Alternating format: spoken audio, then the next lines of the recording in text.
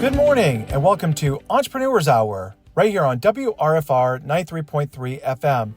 Every week on Entrepreneurs Hour, we dive into stories of triumphs, challenges, and lessons learned, highlighting how local organizations and individuals are working together to foster a thriving business ecosystem right here in Knox County and beyond.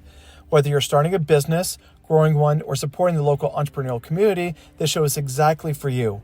Hi, everyone. My name is Chris Austin. I'm your host and president of Ardea, proud sponsor of this show. Ardea is located in Rockport, and we help small businesses and nonprofits with bookkeeping, large-scale accounting, payroll, payment solutions, and tax services.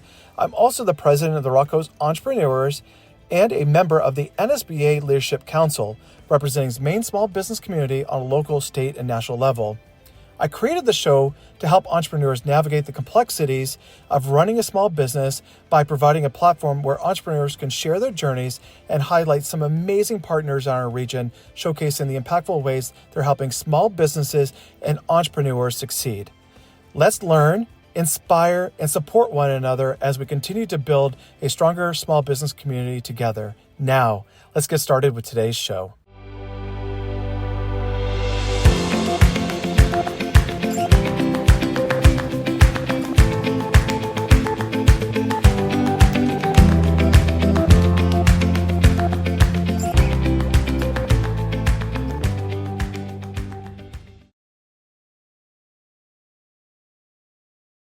Well, happy Tuesday, everyone. Welcome to Entrepreneurs Hour. I'm excited to get started today. Hopefully this segment will, as always, will brighten your day, especially on these gloomy Tuesdays. It seems like the last few Tuesdays we've been having some fun weather, but spring is here. Sunshine, warmer weather. I see instead of 40s, we see 50s, which is great. I'm really looking forward to the show today. I have Dr. Allison Maloof with me. And I'll just say is that from certified yoga instructor to holistic healer and business owner, our guest today brings a grounded and thoughtful approach to entrepreneurship. Please welcome Dr. Alison Maloof of Atlas Naturopathic Health Center. Hi. Hi, good morning. Thank you so much for having me. Absolutely. Well, I will just say is that my wife is especially very, very excited about this because she wants to be a little bit more natural and to be a little bit more open, which is awesome. And so today I'm here along with some listeners and some viewers in our YouTube world as well as Facebook Live. But I would just say is that every week people always look forward to the show. But this week I got some messages, some likes, and some comments already about people, some of the amazing stuff. Like somebody said that you saved their life, which is pretty gosh. Cool. I know, it's like, I need to share that with you, but like, that's the impact. That is super sweet, right? Yeah, that's really sweet. Well, I mean, that just tells you about who we have as a guest today, everyone. So we're going to go ahead. We're going to jump right into the first segment, and that is, journey to natural medicine. And, we're going to explore basically how Dr. Maloof's background and passions led to her naturopathic medicine. So, Dr. Maloof, so let's talk a little bit about that. What really sparked your shift from yoga and wellness to having this practice? So, I would say like the shift started with actually I worked in the arts before becoming a yoga teacher. And when I became a yoga instructor for the first time, I was teaching this class and I had this man in his late 50s who came to my class every single day, never said a word to me, or every single week. And then after about 6 months of coming to my class, he came up to me and he said, I just want you to know for the first time in my life, I don't have back pain.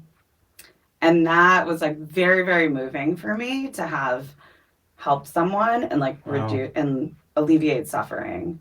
And for me, like working in medicine is always about that. Ultimately, is like, we may not be able to solve every single problem or even necessarily eliminate pain, but we can really help to reduce suffering. Wow. And that was sort of the initial spark.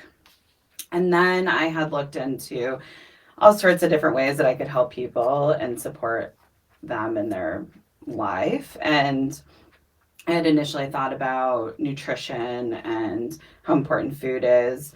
And I have an uncle who's a chiropractor, and he kept saying to me, my whole life actually, he was like, you probably should look into naturopathic medicine. And I came at that with an enormous amount of skepticism, and I was like, no, that sounds like BS. Like, that sounds like some hooey stuff that I don't want to be involved with. Mm-hmm. And, you know, my kind of initial impression of that sort of thing was like crystals and sage and whatever, things like that, and not something that was really grounded in science. Sure. And he was like, please look into it. Please just read about it.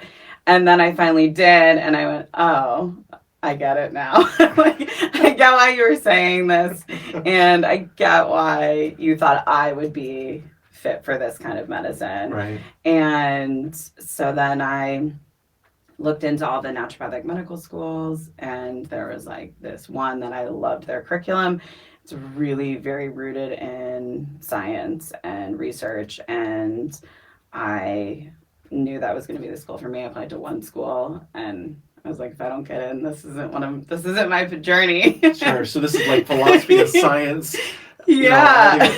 Put together, which is awesome. Okay. Yeah. Yep. And then I, started school, and then here I am.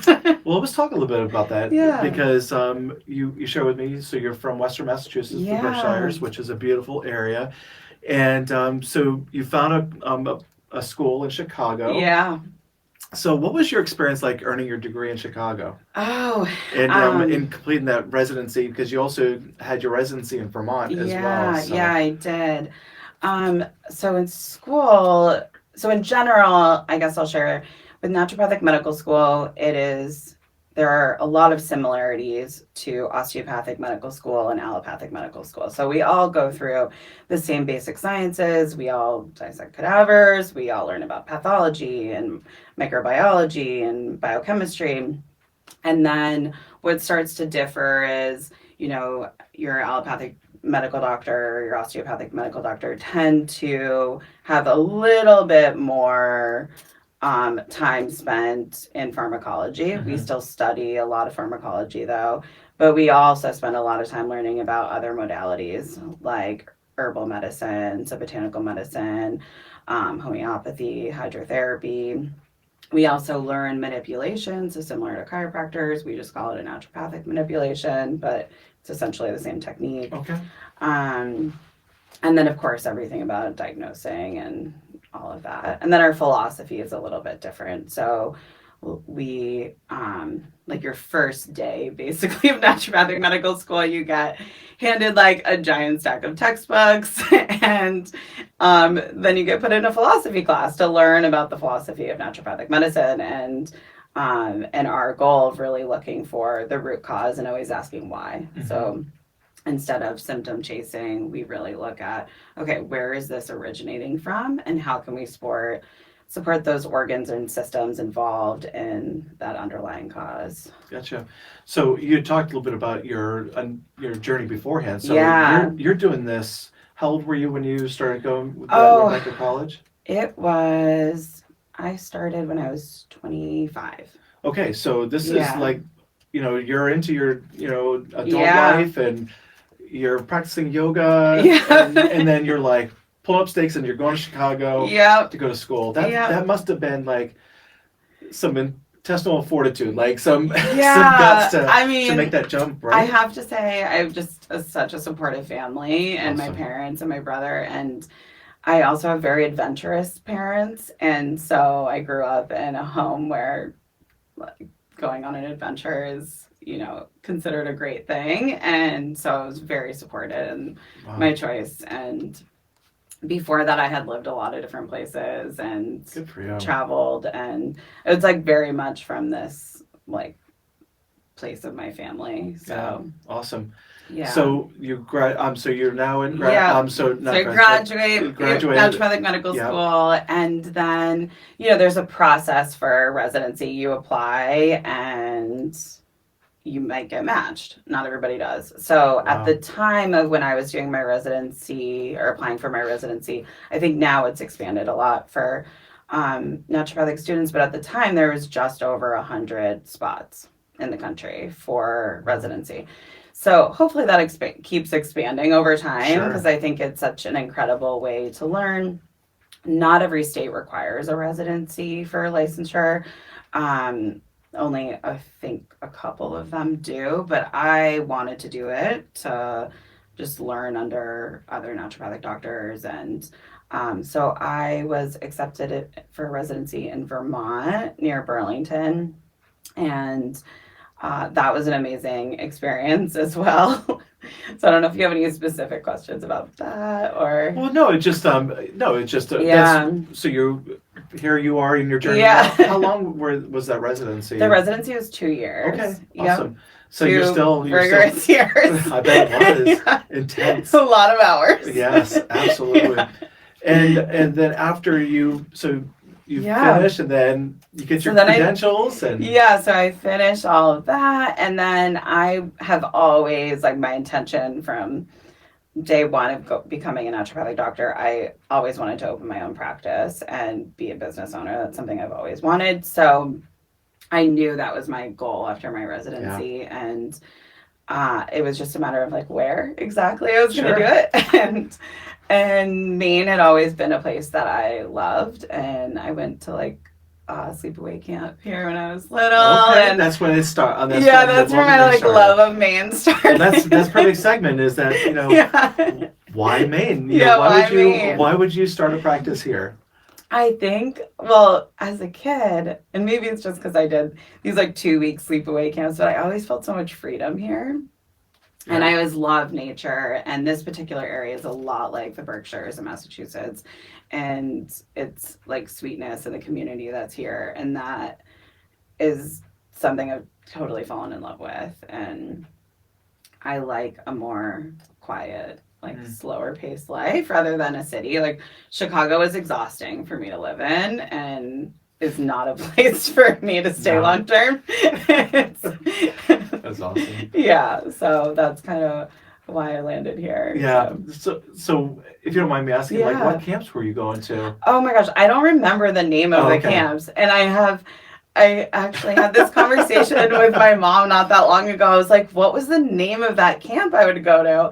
And I have no idea what it was. And she's like, I don't remember. So funny. Yeah. So, I mean, when you are done with your residency, is there, so you have a pathway, I would assume, like you have a path to go and start your own practice, or you can go work with someone. Yep, you could work out a practice. So I know you said that you wanted to be in business, but what inspired you to start a practice in Maine?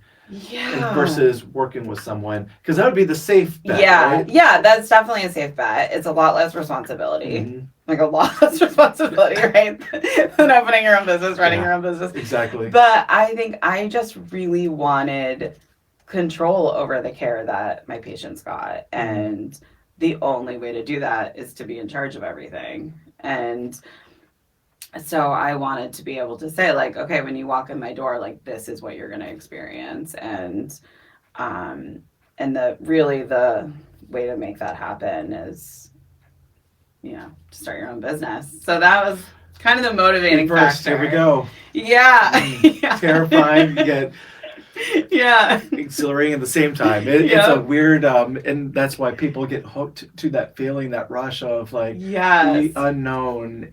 Yeah, there's something exciting about it. And then that first interaction, right? So yeah. How was that first patient interaction when that first patient came through the doors? Oh my gosh. How was that experience? It was exciting for me, but also it was a complete flop. Like, just being honest. It happens, right? Yeah. And I think that's like how we learn. I'm like, okay, well, these things need to be done better, right? And that's very much how I view my business in general. Like, we all make mistakes, right? As human beings, like, that's the nature of it. Right. And I say this to all the people who have also worked at my office. It's like, you can make mistakes. That's fine. It's just, what are we going to do about it afterwards? And that's really, I think, what dictates, the future of a business, really, is how you handle like the next step, right? I mean, it's one of those things that if you trace back to all these huge successful companies that are known like Amazon, and they made tons of mistakes in the beginning. I mean, that's how you learn, and you cannot be afraid to make mistakes. Like, if you're not making mistakes, you're playing it way too safe, and you're not going to survive. Yeah. Because you just don't know how to build endurance and all these things of, oh boy. So this is the perfect segment, transition to the next segment, which is, building the practice, which, for me, this is what I love talking to my guests about is that first step. So now you've made that decision. You're going to open up your own practice, and it's just not like a turn the key and the practice is there and your patients are there and everybody's ready to go and you can pay all your bills. It's a little bit different with that. Yeah. So you opened Atlas in 2021, correct? Yep. And what was the launch process like? Oh, it was long. So I moved here at a very inconvenient time, which was literally several weeks before the pandemic. Mm-hmm.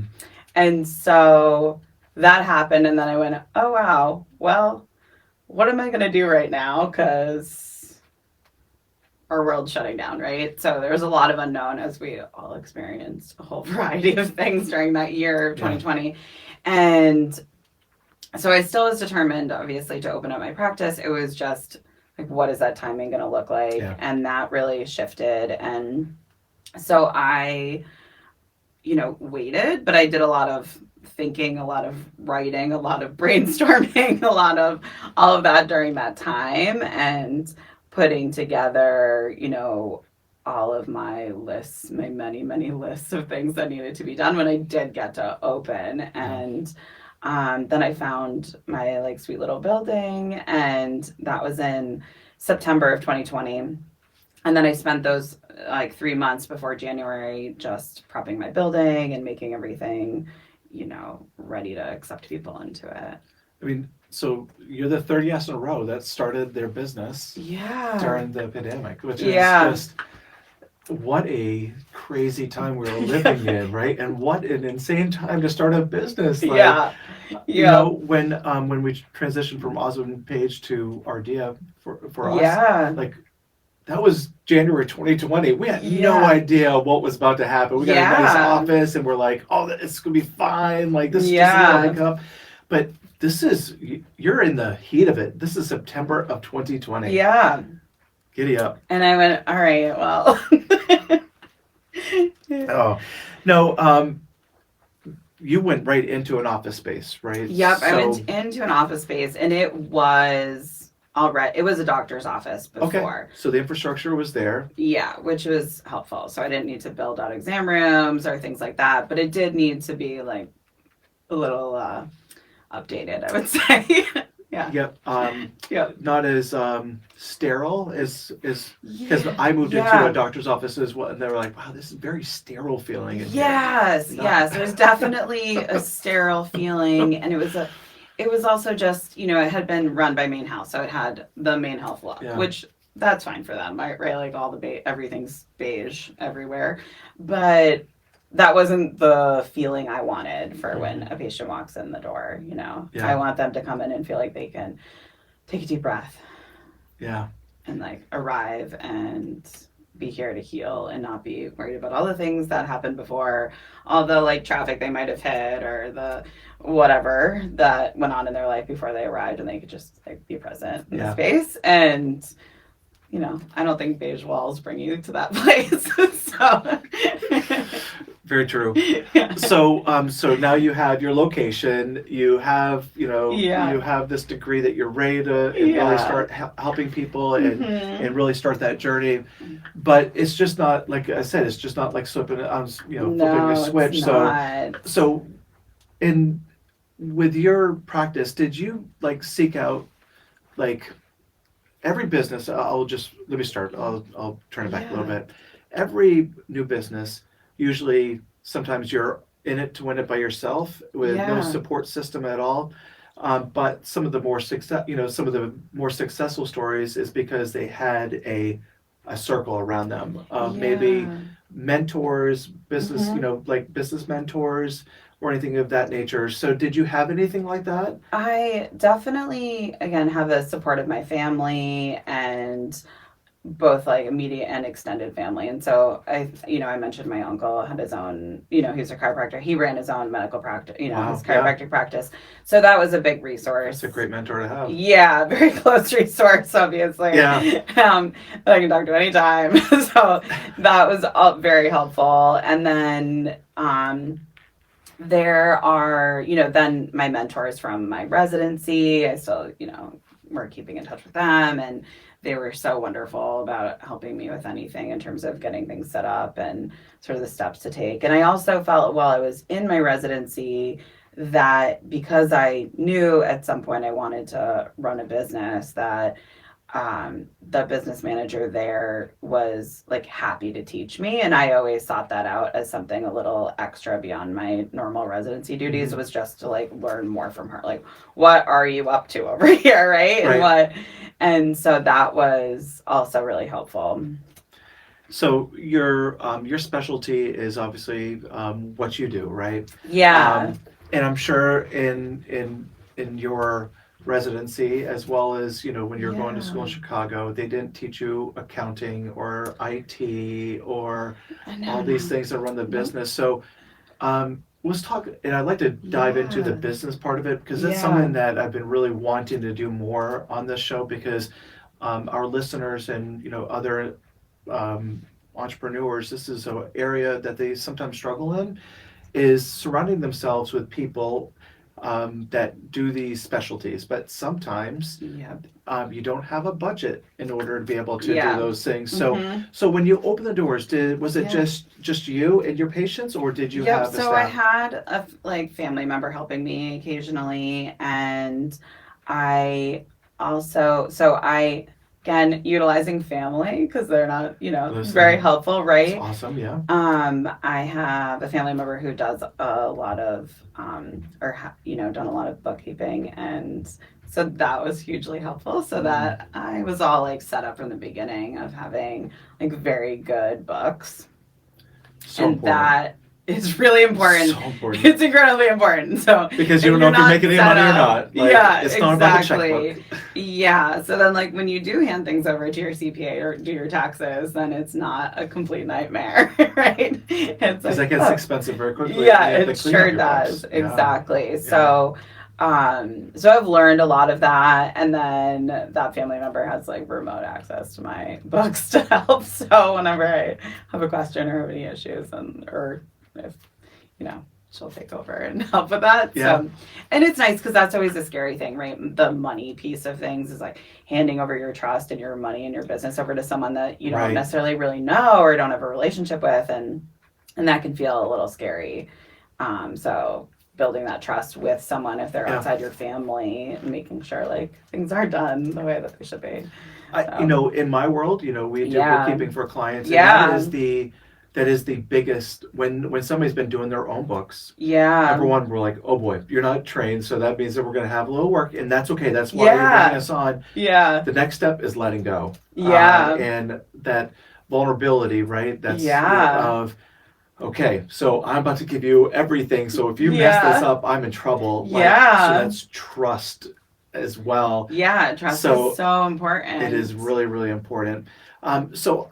Do you have employees now? Yep. Right now I have just a receptionist, or I shouldn't say just because she does an enormous amount. And I would say she's receptionist and medical assistant. She does a ton and she's really amazing.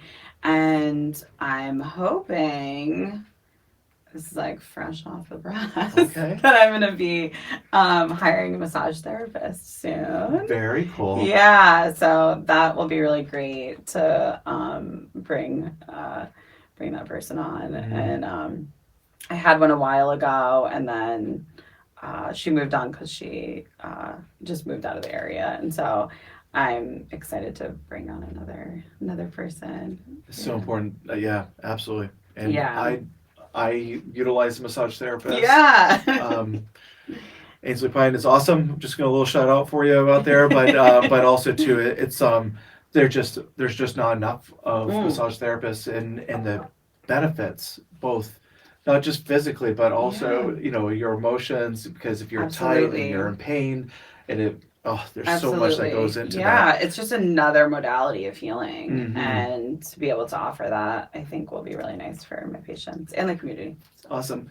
So when you were going out and all right, so you made that decision. So you had a family member helping you. Now you're going to bring on someone, to help you. So you had a receptionist. Yep.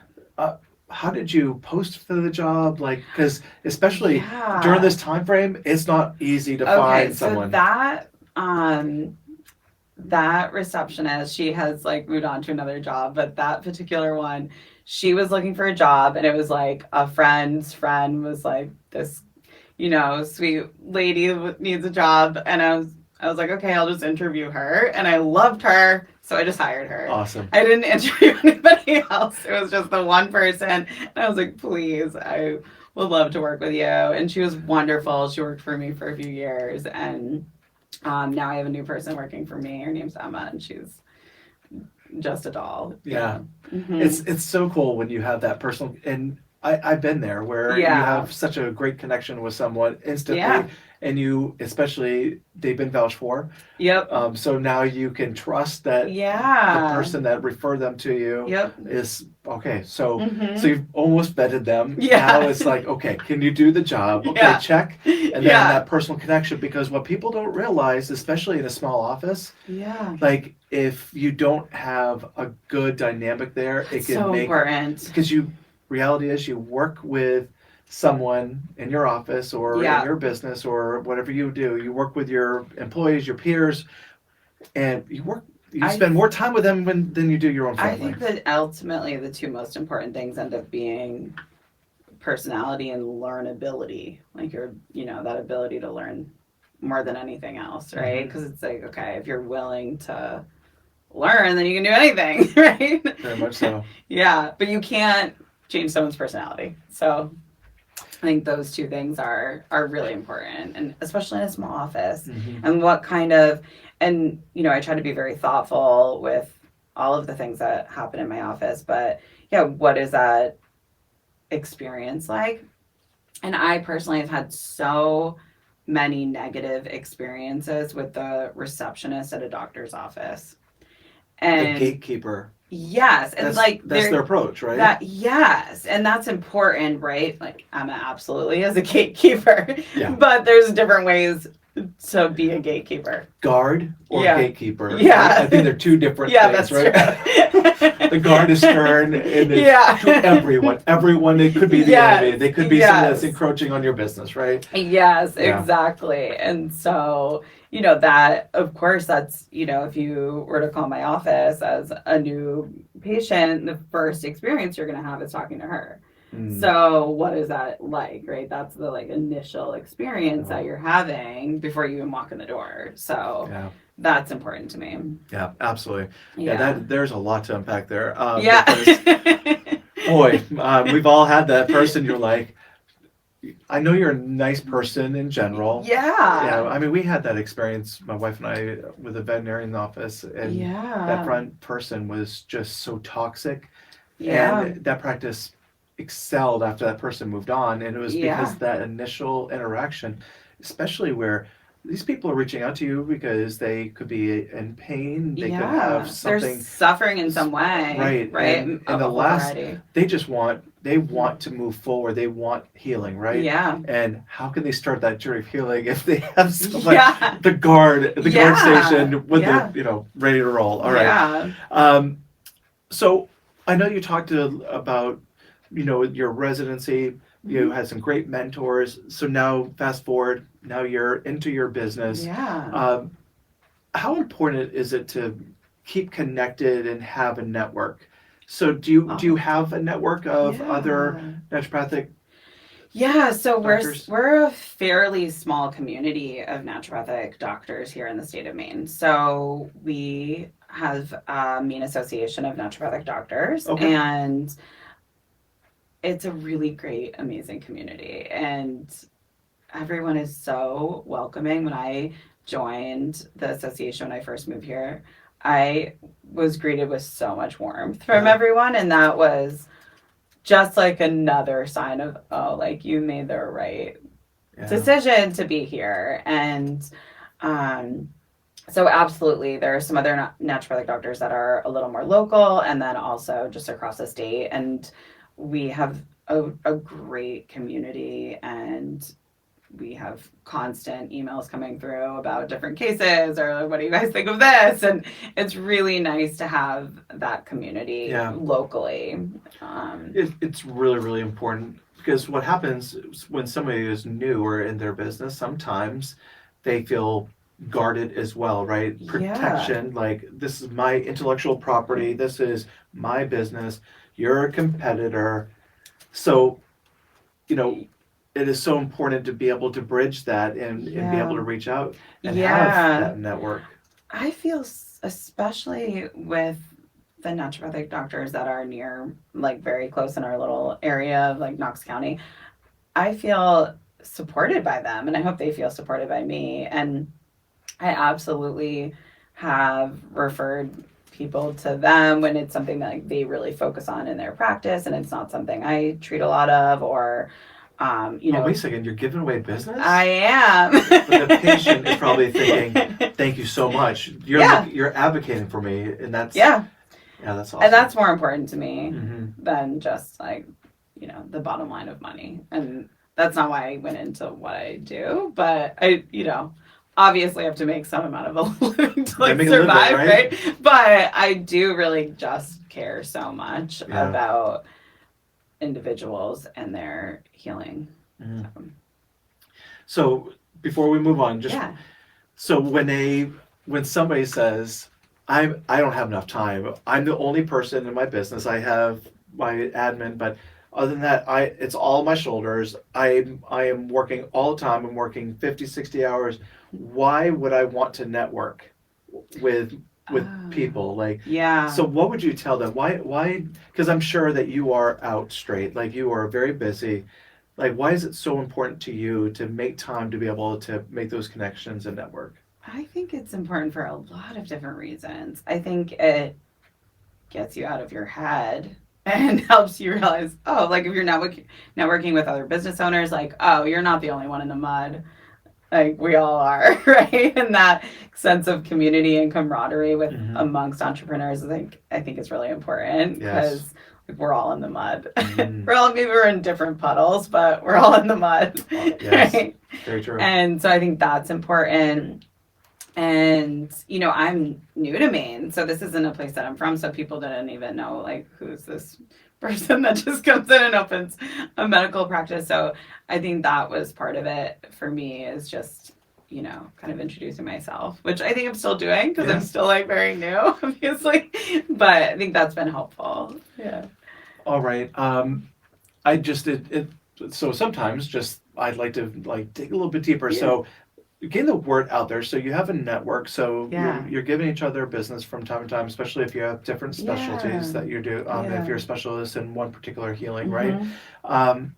What were some of the things that you've utilized to help market your business, be able to get the word out there? I would say this is like an area in terms of marketing that I certainly could do better at and grow in. And Steamboat. Yeah, like for sure. I was like, that's a weak point. But I've done a lot of Google ads and Microsoft ads, so I'm just searchable, right? People can find me on the internet. I have a website that works, and that works on a mobile device and on a laptop. Yes, more people. Yes. I mean, statistically, I think like looking at my stats on my with my website, it's around 70% of the clicks are mobile. So, I mean, having that's really important, right? You can look at my website on your phone. And then when I first opened, I did a lot more local advertising into like Penn Bay Pilot and things like that. I haven't really utilized social media anywhere near as much as I probably should, because it's a tool. It's like a necessary evil in my mind. And so that is something that it's on my to-do list to work on. Well, it's one of those things that if some of our viewers, if you are an expert in this, we want you on the show, please. because it's like it's almost something that you just can't measure. Like if you're investing all this, the only way you can ever really measure it is by having when someone calls, how did you hear about me? How did you hear about the practice? Like, and sometimes you can't do that all the time, and sometimes they don't even remember how they saw you. So it's really important. So anyone that's out there, if you could share a little light and let's talk about it, please. We're going to now dive into your world, okay? And healing, balance, and entrepreneurship, and this is to really reflect of the whys behind what you do, right? Now your focus is finding the root cause of illness. How does that change how you approach care? Yeah. So my goal, so let's say you come to see me as a new patient, right? And we sit down. My goal is to learn all about you. I'm not just learning about your symptoms. I'm learning how well are you eating? Mm-hmm. Do you have a good social life? Do you have a good family life? Are you comfortable with like your occupation? Those things in and of itself have a huge impact on your health, right? Mm-hmm. And like you had talked about a toxic coworker, like, is that happening? Because that's going to impact your stress levels and how you might be at a really high level of stress, and that's going to impact your ability to heal in the way in which you need support in your body. Mm-hmm. And, I ask questions going back to like, were you breastfed or bottle fed? Because even that impacts your health and your gut health and what your microbiome is like even today. And so, I learn all about you, right? I've never had anyone ask me, and I wouldn't even know. Like some people don't know, but it's something like so many of my colleagues, especially the people that I think went to my naturopathic medical school, I'm sure they have that on their intake form as a question, right? And so asking all of these questions of really learning about you as an entire whole person, and from all that information, say, you have a symptom, I'm like, okay, so why is that symptom happening? And what is the ultimate like root cause? And then we might unpack some layers on our journey of healing, and then I'm like, but why is this still happening? Why? And we keep like working to figure out that cause. And then whatever, again, like organs or systems in your body that are involved, we work to support those systems and organs so that they can work more optimally. Wow. What has been the most rewarding part of running Atlas so far? Oh, that's a good question. Probably the moments when I, like you said at the beginning of this, is hearing someone say how much I've helped them. Mm-hmm. And those moments, those little like gold nuggets, though I don't necessarily hear them that often because in medicine, we don't really talk about that a lot. And it's, a lot of times I like will get people better and then they're not, I don't see them for a few years. And just wait for that Google review. Yeah. And so those like little gold nuggets, and that's a natural thing. It's not, right? So, and I would say probably all my colleagues, not that I'm speaking for everybody, but I'm sure that a lot of them feel that same way. Like in general, medicine is kind of a thankless job. Like we don't really get a lot of thank yous. Well, when we'll just call it mainstream medical care. Yeah. Usually you have an ailment and they just start attacking it with different approaches, right? Mm-hmm. They're going to try this, try that. But I love how you dive into those root causes and be able to do that. So being able to, I just had to struggle. I was just thinking about that. Is like that is what's wrong with medicine today outside of your world is the approach of getting to the whys behind it. Yeah. And it's just a generic form that you have to fill. And is the doctor really reading that? I don't know. I hope, hopefully they are. Yeah. But it's something that I would say just in general, people don't really, I have never really experienced that. Yeah, and the amount of time I think is really important to make note of with naturopathic medicine. So I definitely lean on the longer timeline than maybe some of the other like naturopathic doctors around here, but your first office visit with me is 90 minutes.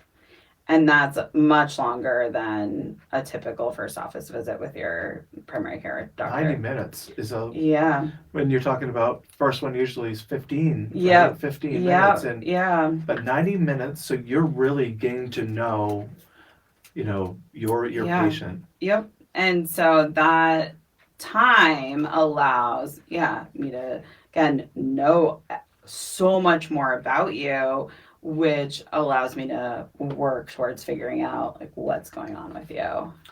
In that 90 minutes, do you feel like this is someone who I see a pathway to healing?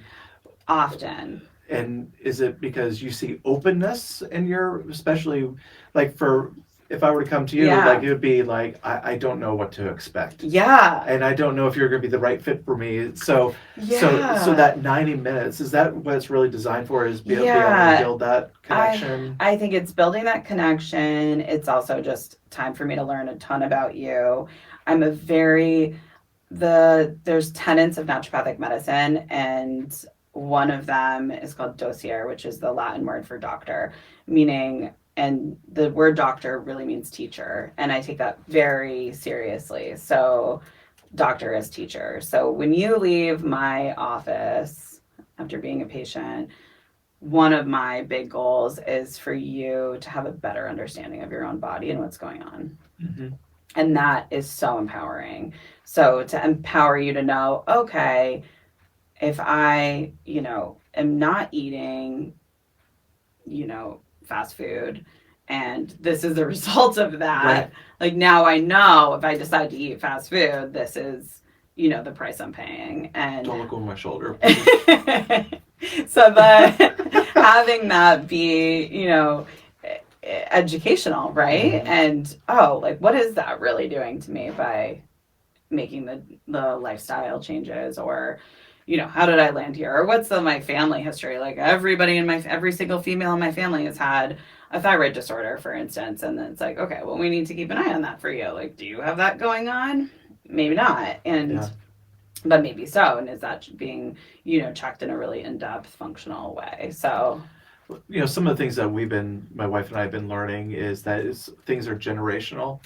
And I think sometimes we lean into our genetics way too long, like, because this has happened, this happened, but sometimes it's probably actions create issues. Absolutely. And that goes from generation to generation. Do you see that? Absolutely. So I'm going to give an example of a single disease, because I think that's the best way to do that. So if we have type 2 diabetes, for instance, right, that's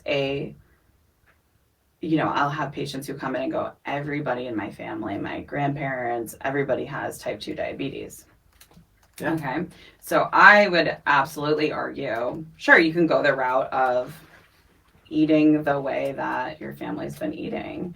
And they go, well, it's genetic. And I say, well, other things are passed down from families, right? Family culture, family eating habits, right? Those get passed down too. And maybe they're not literally the genes in your body, but they are habits that are ingrained in you. Mm-hmm.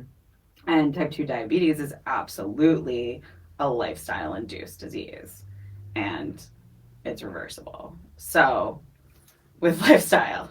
I was 335 pounds. Wow. Okay. And so you're an example. My family always had high blood pressure. Yeah. Everyone had type 2 diabetes. Everyone had weight issues. And I was like, I have kids. I want to see the future. I have a wife that I want to spend the rest of my life with. And you're like, I got to make a change. And that's so hard to do, and you can break that, right? Yeah. So that must be a lot. Just get a little. Yeah. Well, I think I didn't even, I guess pure coincidence that I chose that as an example. But it is, there is finding the right thing. That's not, I don't want to call it motivation, but because I think motivation can be fleeting, but that you're finding the thing that's driving you to health, right? Mm-hmm. And yeah, for you, it's like, I want to be here. I want to be with my family. I want to be able to do all the things like, I don't know, what activities and things that you're into, but maybe you're like, yeah, I want to still be able to like go hike Katahdin when I'm 75 or 80 with my kids or whatever the goal is, right? And that those things, like hanging on to those and keeping those with you. And I also want to say it's just as hard to be sick. It's hard to be sick. It's hard to be unwell. Mm-hmm. And it's also hard work to be well. So it's a little bit choosing like which hard do you want? Because both are effort and work. Yeah. And, I'm here for the hard work of being well. That's awesome. Well, I can see why you're so popular. That's, you do so, I can tell, that is so important to you. That is great to see. So obviously you have a successful building practice, which is great. So how do you balance life in this? Yeah, life and in the business itself. Carefully. No, I am very intentional about it, actually. When I first opened my practice and when I was doing my residency, I was seeing patients 5 days a week. And I found that wasn't as like healthy for me over time, and that I wasn't like giving the best care that I could possibly give. So I've cut back on the number of days that I see patients, and that was hugely helpful because I think that I give better care now because of it. It means I see a little less a week, but I think that works better for balance, me. Right? Yeah, exactly. So it's right. It's like what price do you want to pay? Kind of what I was saying earlier is like there's some price no matter what thing you choose, and I want to have a life that's both full of giving and helping others, and being able to spend quality time with my family and my friends, and filling up my cup and doing those things so that I can keep giving. So it is about a balance between those two, and running yourself into the ground. If you're unwell, right, I can't help anybody if I'm not taking care of myself. And I've seen friends/colleagues do that, where they have literally run themselves into the ground running their practices, and in other parts of the country is where they're practicing, but I've seen them just run themselves ragged and then they crash. And I've had friends who have ended up in the emergency room because their body is just like breaking because of what they are doing. What does that tell your patients, right? Right, exactly. Yeah. Like I work to be an example. Right? That's awesome. Yeah. I take vacation, and so should everyone. Taking those breaks, taking those times, and it can be so scary when you own your own business. I remember the first time I took a week-long vacation, and I thought, I'm gonna come back to my business being gone. Right? It's a real fear, right? It is. I'm like, there's going to be nothing when I come back, but that is not the case. Yeah. So how when you go on vacation, do you unplug or do you stay connected? I would say I'm partially. Yeah. And I do delegate too. So that's really important. Yes. Because in some ways, if you're running a business and it's just you, that's really hard. And being able to delegate and bring other people in, like that's when you're really, I think, running a business. And when you're having other people where you're delegating and you're handing over things. Yeah. And so I do, hold space for myself to take a break. And if there's something urgent that comes up, then, I have someone who's keeping track of that while I'm gone and that I can trust in. So. Something I had learned from, some entrepreneurial training was that it is okay to share that you're going on vacation. Absolutely. It is okay to share your experiences because you want to demonstrate that life-work balance. But also, too, it tells the story that, like, I can do this. And it builds confidence. People see that, okay, wow, you can take that time. Yeah. And people are so afraid to tell someone that they're going on vacation because someone no, don't be afraid. It is so important to share that, hi, I'm going on vacation. I can't wait to talk to you about it the next time I see you. And it'd be able to show that work-life balance for sure. And what I found is, there's a certain amount of time off that I need in a year. Mm-hmm. So I've learned that, like what that needs to be.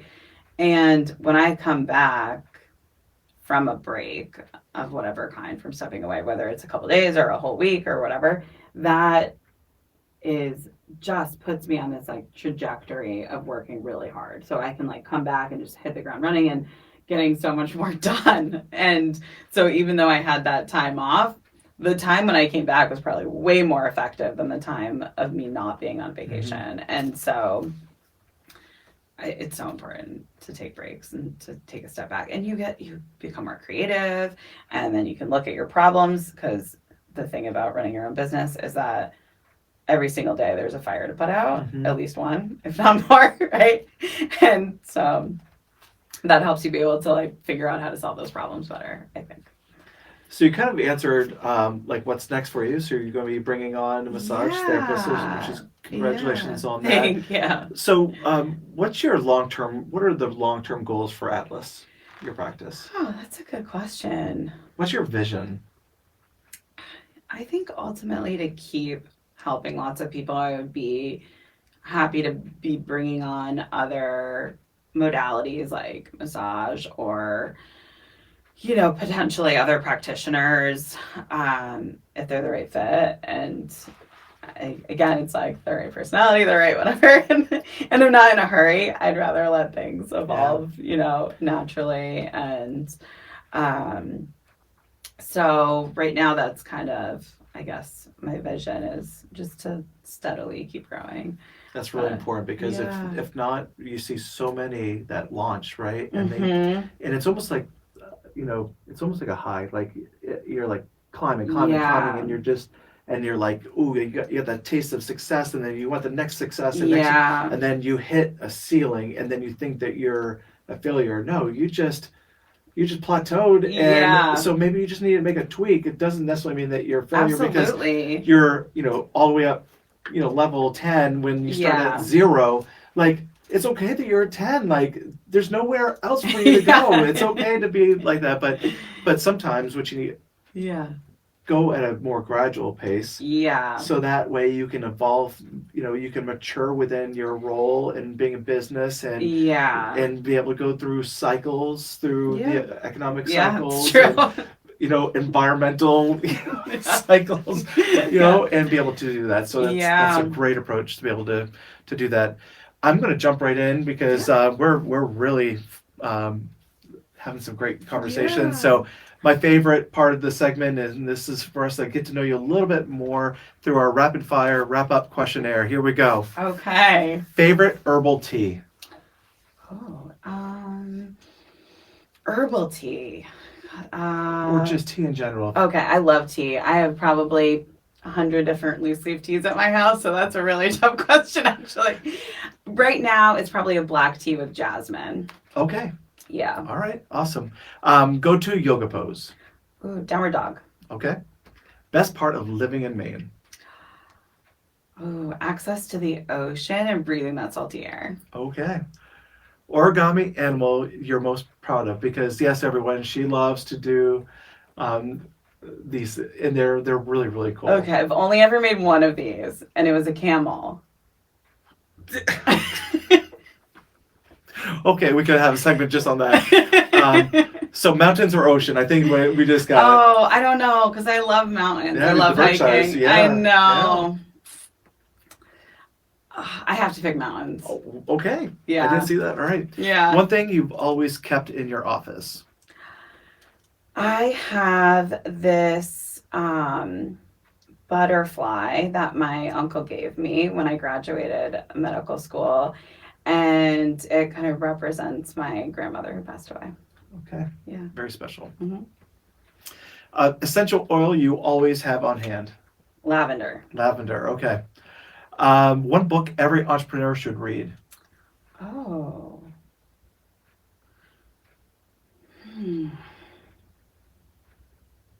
You know what? Most of the entrepreneur books that I've read are about medicine. Okay, perfect. So that's all right. So there is a book called The Medical Entrepreneur, and that's a great, if you're in medicine, that would be the book. Awesome. One word to describe Atlas. One word. Laughter. Okay. One thing you... That's really important to me. That is a great Laughter thing is to have. medicine. One thing you tell your past self before starting this journey. Stay calm. It's going to be okay. Awesome. Well, Dr. Maloof, thank you so much for joining me today. What a great conversation that we've had. And where can people find you and learn more about Atlas? Yeah, you can find me on our website, so atlasnaturopathic.com. You can send us an email at hello@atlasnaturopathic.com. We also have a Facebook page too. So Awesome. yeah. And what we'll do is that when we share this, we'll have the links for people to be able to go to your website. So they'll be on the YouTube page as well as on the Facebook when we repost it. So we'll definitely do that. It was really, really nice having you today. Thank you so much. Thank you.